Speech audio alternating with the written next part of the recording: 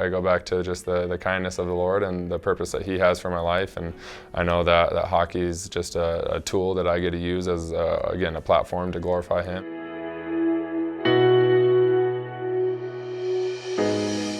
Can you make sense of how a kid from Erie, Colorado has lasted this long in the NHL? I mean, that's just the kindness of God, honestly.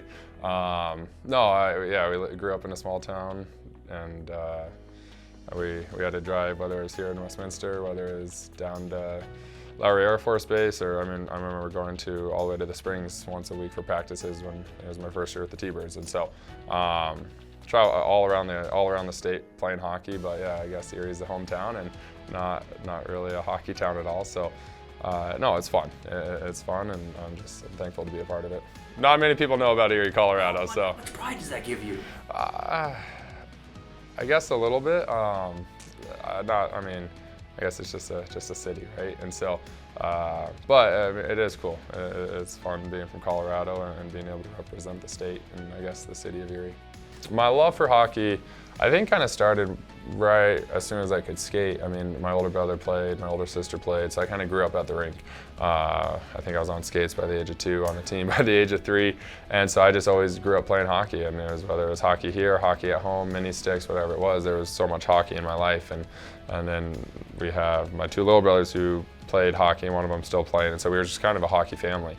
And so I loved hockey ever since I can remember playing. Neither of my parents ever played hockey. My dad played a little bit of pond hockey growing up. My older brother was playing roller hockey when he was like 6, 7 years old, and watched the Mighty Ducks and wanted to try ice hockey, and so my parents got him on the skates, and his sister followed suit, then me, and then both my little brothers. So it was just always something that we played, but yeah, neither of my parents ever played hockey growing up. Do you ever say to yourself, how did I ever get to the NHL? Oh, absolutely, all the time. But again, I go back to just the kindness of the Lord and the purpose that He has for my life, and I know that hockey is just a tool that I get to use as, again, a platform to glorify Him and shine the light that He's given me to shine. And I mean, there's one guy on my team a couple years ago who became a Christian, and me and my wife got to disciple him and his wife. And my wife and I always talk about it as just like, if I never win the cup, but that one guy came to know the Lord in my NHL career, like that's a successful career to me. And so just being able to have that mindset about it is great. Do you have a favorite verse that you tough times always go back to? Yeah, so I go to Galatians 1:10, and it says, "For am I now seeking the approval of man or of God, or am I trying to please man? If I were still trying to please man, I would not be a servant of Christ." And God gave me that verse, honestly, my rookie year training camp, right before my first preseason game ever. I found that verse, and that's been my verse throughout my whole career, because it just reminds me of my purpose of it's not to impress man, it's not to impress coaches or players or management or anybody. It's just solely just to be a servant of Christ and to glorify Him in everything I do. So humbles me, it keeps me grounded in what my purpose is in playing the game of hockey. I think one of the biggest influences of my hockey career is actually here at Highland Hills. His name's Tyson Davis. He was my coach for I don't know how many years growing up. And he was always there for me, still shoots me texts every once in a while, and I see him when we come back here to Colorado to visit during the summertime. He's an awesome coach, loves the game of hockey. I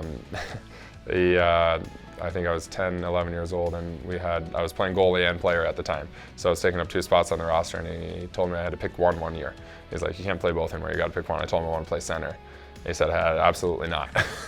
And so he's like, you're not doing that. I was like, all right, I'll play defenseman. So I guess I can owe it to him for being a great defenseman now. And but then honestly, also my family, my sister was a great influence on my life. She was a defenseman. She was 2 years older than me, so I was watching her play a lot. And she was such a smart player when she played. And so yeah, there's a couple different people that I think about when it comes to just big influences on my life with my career. Did she play in college? She did. She played at North Dakota for 4 years. Yep, yeah, she was there. And so had she not had some knee injuries, there's a good chance she probably would have been on the Olympic team for the women's, but just injuries bugged her down. How did the 4 nations crank it up for USA Hockey? Oh, I think you just see so many people who never watched a game of hockey in their life get to experience a game, and not only a game, but something that was, I mean, even as a player, that first game against Canada, sitting on the bench with 3 fights in the first, 9 seconds, it was absolutely crazy. And so I can only imagine as a fan how fun that was to watch, and that's all you hear about was how fun it was to watch. And so I think for just the average fan, it was a great experience for them to watch and be a part of. And as a player, it was awesome. It was the best hockey experience I've ever had. And obviously, anytime you get a chance to represent your country, you do it with a smile on your face and full effort. And so it was so much fun. I mean, I think for any of us out there, it's probably the best caliber of hockey any of us have ever played. I mean, the way the games move. Obviously, there's some of those guys who have played in international hockey before, but for a lot of us, it's the first experience we've had at the NHL level. And so it was something that was so special. Anytime you're out on the ice, you know, you're going against one of the best players in the world. And so from the skill level to the intensity to the pace of the game to the crispness of the game, it was just everything was bang bang, and it was just fun to play in. And then the atmospheres itself. I mean, that game in Canada against Canada, probably the coolest atmosphere I've ever been a part of. And so it was just awesome. Those tournaments are so short, and so you, even just from like leading up to, I was like, what systems are we going to play? How's the chemistry going to be with guys? And when everyone's that good of a player, the chemistry kind of clicks in really fast, right? But then from the systems standpoint, they just kind of a small structure to it, but then it's just go out and play. So that was pretty cool to learn and be a part of. But then, yeah, it's just the international play is something else. And I know moving forward, I think all international play is on NHL sheet, which I'm thankful for, because the Olympic sheet, I can't imagine trying to defend the likes of McKinnon and McDavid on an Olympic sheet. You're thinking about that. Oh, I don't have to. So it's on the NHL sheet, so we're good. But with the Olympic sheet and them having so much time and space, I'd be a whole nother task. What would it mean to you to be named to the United States Olympic team?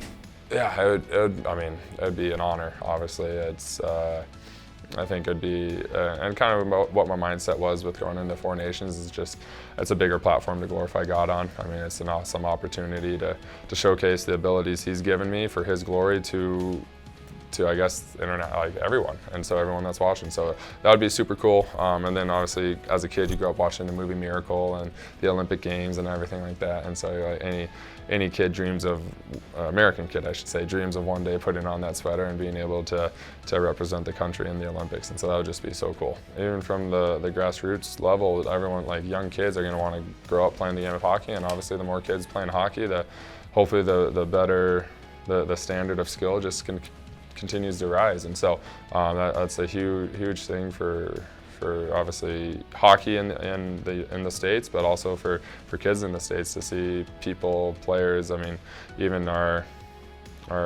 growing up watching you felt like those guys representing the 1980 team were so old, like as a kid, but they were just college kids. And so it's just to realize it's just a bunch of kids living out their dream, I think helps kids want to do it. That game, even at Four Nations, the championship game was right down to the wire, right? And so you one bounce here, one bounce there. We could have had that thing. We could have been lifting that trophy at the end or having the medals. And so the Olympic gold, obviously, I think is going to be a little different, a little bit more intense. I think it's a little bit bigger of a bar than Four Nations was. A little bit bigger platform. So, but I think at the end of the day, it still comes down to winning one game at a time, and obviously everyone playing their best at the right moments. That was my first taste at that U.S.-Canada rivalry, and again, that first game against Canada, just 3 fights right into it, big hits all over the game.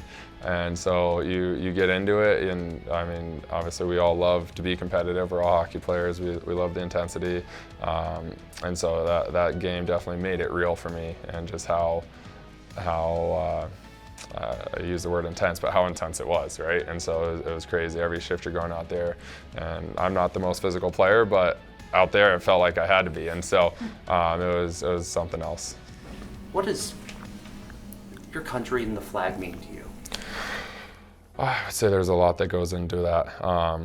Obviously, the people that have sacrificed for this country to get to where it's at. I mean, all the great people that have served, whether that's in government or in military. I mean, it's unbelievable the sacrifices that they've made to allow us to have the life that we do over here. But then personally, it's just an amazing country to live in and have the freedom, even of our beliefs, right? Being able to believe, anyone can believe what they want to believe, and especially for us, for me as a Christian, it's great to be able to worship God in public and be able to have that freedom to do so.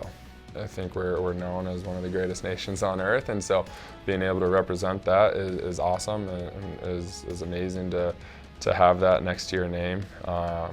And you see it and you're excited about it, you're excited to represent the country, and again, everyone that's fought for the flag and sacrificed their life for the flag is pretty special. And when you're putting on that sweater, or you see that next to your name, you know that's a big part of what you're representing.